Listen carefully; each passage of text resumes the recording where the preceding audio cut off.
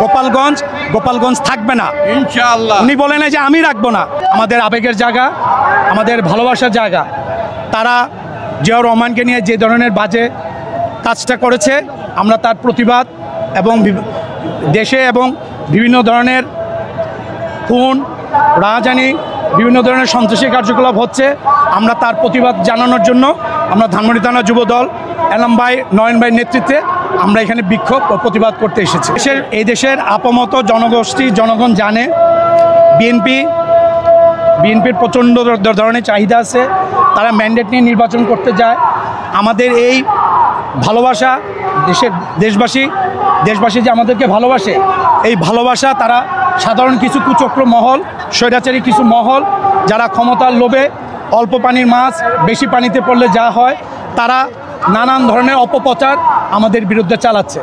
তারপরও আমরা বলি, এই দেশের রাষ্ট্র রক্ষার্থে, গণতন্ত্র রক্ষার্থে, গণতন্ত্র পুনরুদ্ধারের জন্য আমরা সবাই ঐক্যবদ্ধ হয়ে আজকের এই প্রতিবাদ থেকে আমাদের আপনি আরও মেসেজ পাবেন। গোপালগঞ্জ তারা যে স্বৈরাচার শেখ হাসিনার কিছু দোসর, কিছু খুনি, যারা দেশকে ভালোবাসে না, দেশের গণতন্ত্রকে বিশ্বাস করে না, যারা ভোটকে বিশ্বাস করে না, তাদের কিছু প্রেতাত্মা, তাদের কিছু খুনি, স্বৈরাচার হাসিনার কিছু প্রেতাত্মা ওখানে আছে। তারা জানিয়ে দিতে চায় বাংলাদেশে গোপালগঞ্জ খুনি হাসিনার এই তীর্থস্থান, এবং তারা মেসেজ দিতে চায়।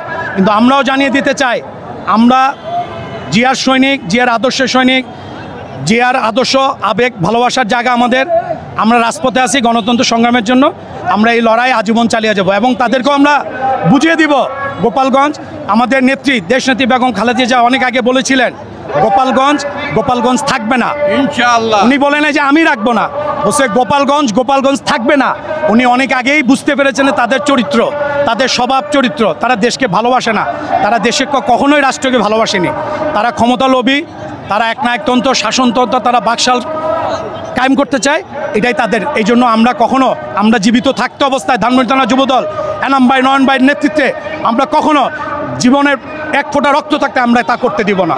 আমরা এর প্রতিবাদ ইনশাল্লাহ আমরা সবাই ঐক্যবদ্ধ হয়ে আমরা ইনশাল্লাহ তার প্রতিবাদ করব, যদি ভবিষ্যতে কোনো দিন আরিক করে। আর আপনারা শুনেছেন, দেশের প্রশাসন অলরেডি তাদেরকে ধরার চেষ্টা করতেছে। যেখানে প্রশাসন ইনভলভ আছে, সেখানে আমাদের এই মুহূর্তে নামার আমরা প্রয়োজন মনে করি না। প্রশাসন যদি মনে করে যে দেশের সাধারণ আমাদের সাথে থাকুক, আমরা আছি, ইনশাল্লাহ থাকবো। ধন্যবাদ সবাইকে। মিছিলে যাব, আপনাদেরকে সবাইকে ধন্যবাদ জানাতে।